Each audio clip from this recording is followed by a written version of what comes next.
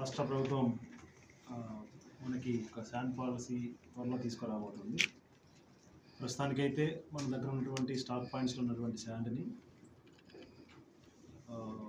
Free of cost కింద, అంటే transportation charges కాకుండా ఉచితంగా ఇవ్వాలని నేను తీసుకుంది. దీంట్లో భాగంగా మన దగ్గర ఉన్నటువంటి శాండ్ డిపోస్లో ఒక 2 ప్లేస్లో మాత్రమే శాండ్ ఇంకా అవైలబుల్గా ఉంది.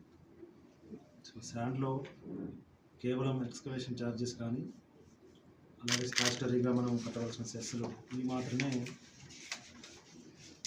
స్టాచ్యురీ ఆఫ్ ఛార్జెస్ మాత్రమే కలెక్ట్ చేస్తున్నాం.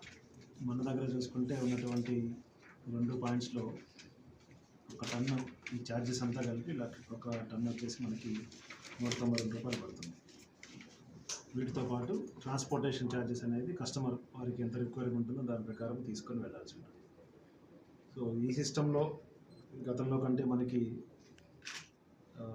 తక్కువకి శాండ్ దొరుకుతుంది. అలాగే దీని మీద రెవెన్యూ షేర్ ఒక్క రూపాయి కూడా గవర్నమెంట్కి వెళ్ళదు. అంటే పూర్తిగా స్టాచ్యుటరీగా ఏమైతే మనం ఛార్జెస్ ఎక్స్కవేషన్ చేసినందుకో, లేకపోతే జిఎస్టీలో సెస్లు ఇలాంటివి మాత్రమే, సేల్ ట్యాక్స్ లాంటివి మాత్రమే మనం కస్టమర్ నుంచి తీసుకుంటున్నాము. మిగిలినంతా కూడా ట్రాన్స్పోర్టేషన్ ఛార్జెస్ వాళ్ళ యొక్క రిక్వైర్మెంట్ని బట్టి, డిస్టెన్స్ని బట్టి ట్రాన్స్పోర్టేషన్ తీసుకుంటాం. సో దీంట్లో 2 పాయింట్లు అందరికీ మీ ద్వారా తెలియజేసేది ఏంటంటే, శాండ్ డిపోస్ దగ్గర ఉన్నటువంటి శాండ్ని ఒక పద్ధతి ప్రకారం టోకెన్ సిస్టమ్, అలాగే మన రసీదు సిస్టమ్ ద్వారా పెట్టి ఫస్ట్ కమ్ ఫస్ట్ సర్వ్ బేసిస్లో శాండ్ డిస్ట్రిబ్యూట్ చేస్తున్నాము. బట్ అక్కడక్కడ కొన్ని ఇన్సిడెంట్స్ మన జిల్లాలో కాకపోయినా పక్క జిల్లాలో జరుగుతున్నటువంటి ఇన్సిడెంట్స్ని దృష్టిలో పెట్టుకొని ఈరోజుగా మన ఎస్పీ గారు, మిగతా జిల్లా అధికారులు, జేసీ గారు అందరూ ఈరోజు ట్రాన్స్పోర్ట్ అసోసియేషన్ వాళ్ళతోటి, అలాగే రెవెన్యూ డిపార్ట్మెంట్ తోటి ఒక మీటింగ్ పెట్టాము. మైండ్ సెట్ చేయాలి అంతా కూడా. ట్రాన్స్పోర్టర్స్కి వాళ్ళ అసోసియేషన్ వాళ్ళకి చాలా క్లియర్గా చెప్పాము. మనం అసోసియేషన్స్ అందరినీ కూర్చోబెట్టి ఈ డిపార్ట్మెంట్ వాళ్ళు రేట్స్ ఫిక్స్ చేశారు.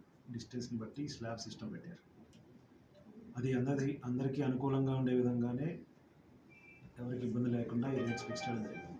సో దీనికి మించి ఒక్క రూపాయి కూడా అదనంగా వసూలు చేయడానికి ఆస్కారం లేదు. చేసినట్లయితే కఠిన చర్యలు తీసుకుంటాము.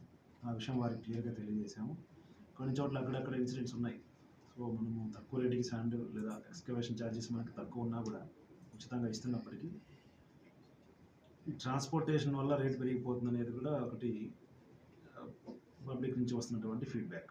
సో దాన్ని దృష్టిలో పెట్టుకొని ట్రాన్స్పోర్టేషన్ కిలోమీటర్స్ని బట్టి, టన్నేజ్ని బట్టి డిపార్ట్మెంట్ వారు ఏదైతే ఫిక్స్ చేశారో దానికి మించి ఒక్క రూపాయి కూడా ఎక్కువ తీసుకోవడానికి లేదు. దీంతోపాటు ఎవరైనా కూడా శాండ్ తీసుకోవడానికి మన డిపోకి వచ్చి తీసుకోవాలనుకుంటే నియరెస్ట్ బై సచివాలయం ఏదైతే ఉందో, ఇప్పుడు ఉదాహరణకు మాదేపాడు అనేటటువంటి డిపోలో శాండ్ అవైలబుల్గా ఉంది మనకి. మిగతా చోట్ల ఎగ్జాస్ట్ అయిపోయింది ఒక ప్లేస్లో తప్పితే. అక్కడ వాళ్ళు వెళ్ళి శాండ్ తీసుకోవాలంటే సచివాలయంకి వెళ్ళి బుక్ చేసుకొని, వాళ్ళకి ఎంత రిక్వైర్మెంట్ అంత ఫీజు కట్టుకొని